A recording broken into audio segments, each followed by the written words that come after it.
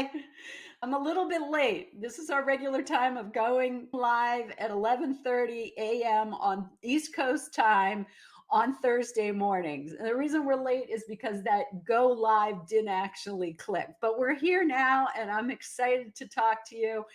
I'm Wendy Pease. I'm from Rapport International, where we connect you to anyone, anywhere in the world through high quality translation in over 200 languages.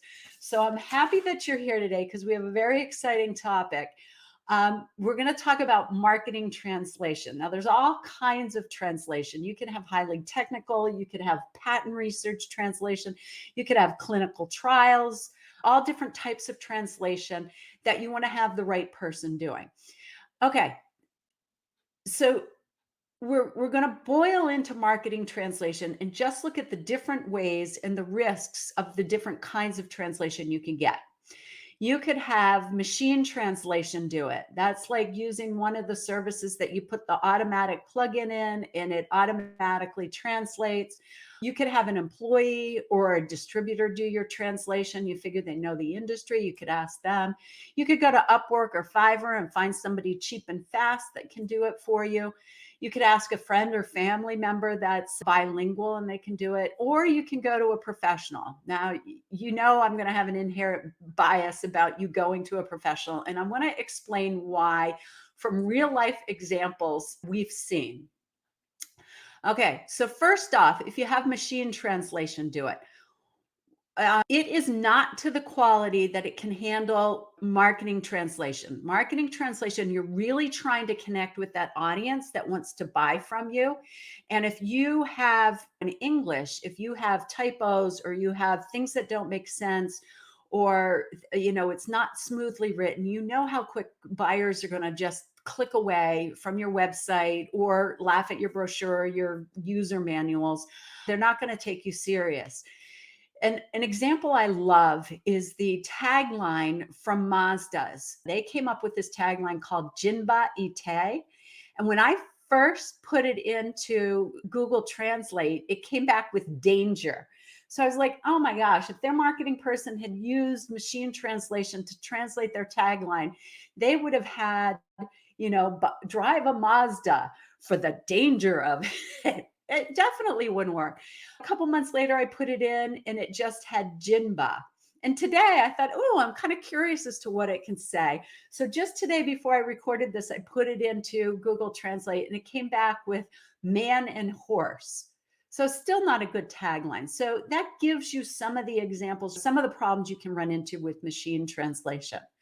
All right, now let's look at having an employee or a distributor do your translation. So you figure they know the industry, they know the company, they're bilingual enough to communicate with you when you need to get things done.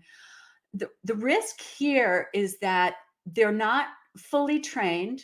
They may speak English or your target language well enough to communicate in person or to do quick emails. But it's kind of like asking your technical engineer to write your marketing materials.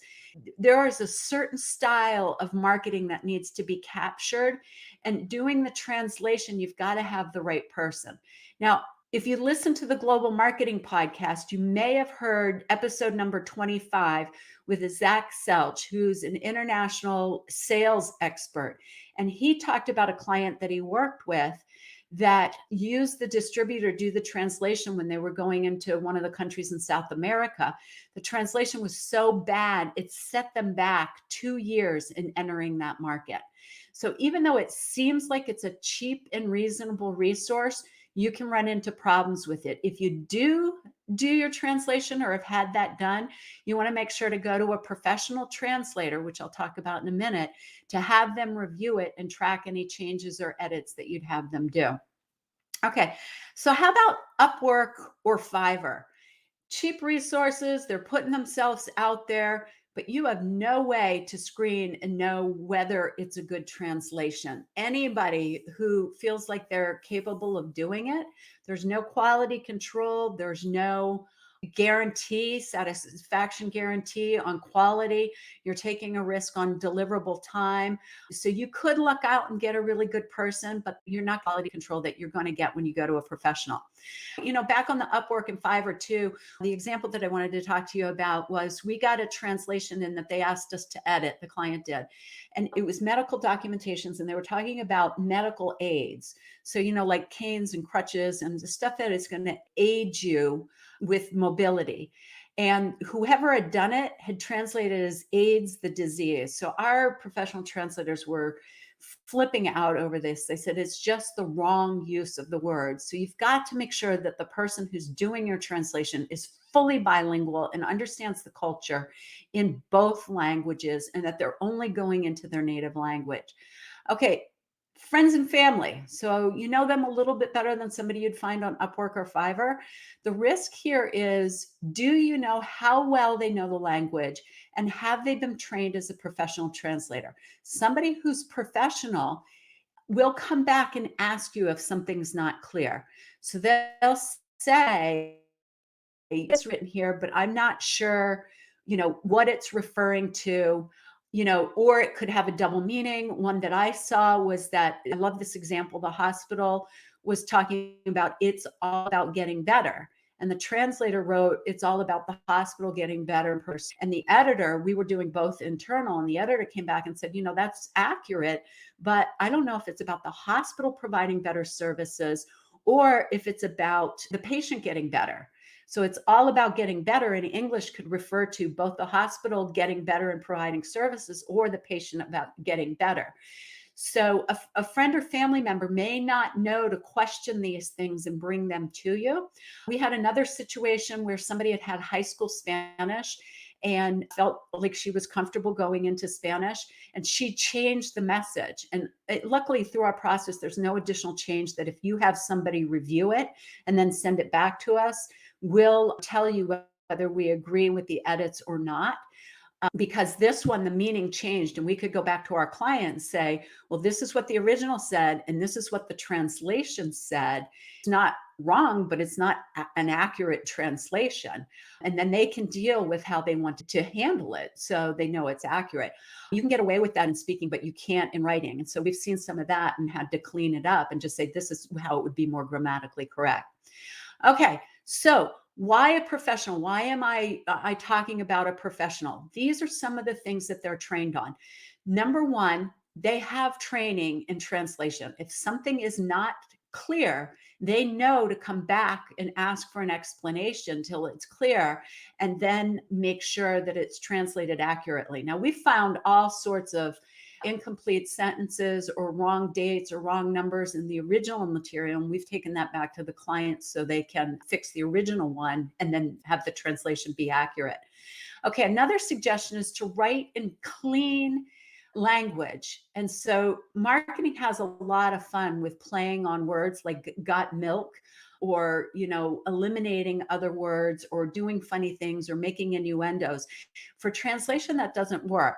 So you want to write in shorter, clearer sentences to get the message across, and you can still have fun with it. You can still allude to things, you can still use creative words, but make sure that your message is very clear so it's captured in the other language. The number two suggestion, don't make jokes or do funny turns of phrases or local sayings, because the message can be lost in translation. And so you want to make sure that you stay away from language like that. Number three, stay away from language that has a double meaning. I talked about the tagline, it's all about getting better, but there's also words like bark, where you can be talking about the dog bark or the tree bark. And so make sure you clarify that as to what meaning the word's supposed to have. Another example is right, as in factually right, or right is the opposite of left, left and right hands. Or another example is a date as an action versus a date as a fruit. So these are things when you're writing, just make sure to add a little clarifier in there so somebody knows. Number four, if you're doing video translation for marketing, because we know that video is become huge in marketing, use subtitles for your video content. It's very easy to do. You can use something like rev.com to download the transcript. Then you can clean up what the person is saying. So you have a script, and then you send that script over for translation to a professional who can make sure that it's in there. You then send the script over to your video editor, or some agencies like us will do the video subtitling, and then you've maximized the use of that video. You can use dubbing, but it becomes more expensive because not only are you doing the translation, but you've got to hire talent that can speak in the accent that you need before you lay it over. And it's a little bit harder to match up the voices with what's actually coming out because of expansion. I'll have to do a whole other video on expansion and why it takes longer to translate something into it. Now, this is something very interesting to learn. You've heard of closed captioning and you've heard of subtitles. Closed captioning is for the deaf and the hard of hearing. And in that, if there's a noise in the background, it'll say noise in background, or people laughing, or rainstorm, so all the sounds are picked up. If you're doing subtitles into another language, it's just the words, because somebody who speaks another language can also hear all those other background noises. They just need to get the message across. So know the difference between closed captioning and subtitling. Number 5, check to make sure your marketing slogan is culturally acceptable wherever you're using the translation. So the first question we ask when somebody comes in and asks for a translation into a language is, where is this going to be used? Because Spanish in the US could be very different than Spanish for Spain. So we want to know who the target audience is, and then the translator is going to read the slogan to see if it makes sense. Now, if you want to read a great case study on this, you can go to our website, Rapport Translations, and go to the search bar on the top left and search for Rotary International. There's a podcast and there's a case study on there that talks about how when they did their slogan or their tagline, how they tested it in the different countries and how the translation actually changed. So it wasn't a direct meaning, but it captured the flavor of the country it was going to be used in. So that's why it's not as simple as, our slogan is 5 words. It's, does that meaning come across? And number 6, make sure to have your language localized. It's not as simple as saying, if you do B2B, you don't have to localize, and B2C, you do, because there's some B2C products like my handy dandy microphone here that you may not have to localize. But if you're talking a soccer ball or a football or certain kind of shirts that might have team colors, that's my favorite example, you're going to want to translate it. So yes, we have done translation from English to English. We've done UK English to American English into UK English, and also the English for Australia. So, marketer knows you need to think about your target audience in translation. So if you think about using Machine or Distributor or Upwork or Family or Friend, please think it through again. You want to make sure that you have a qualified translator that understands all these things that you have to take into account when you're doing a translation.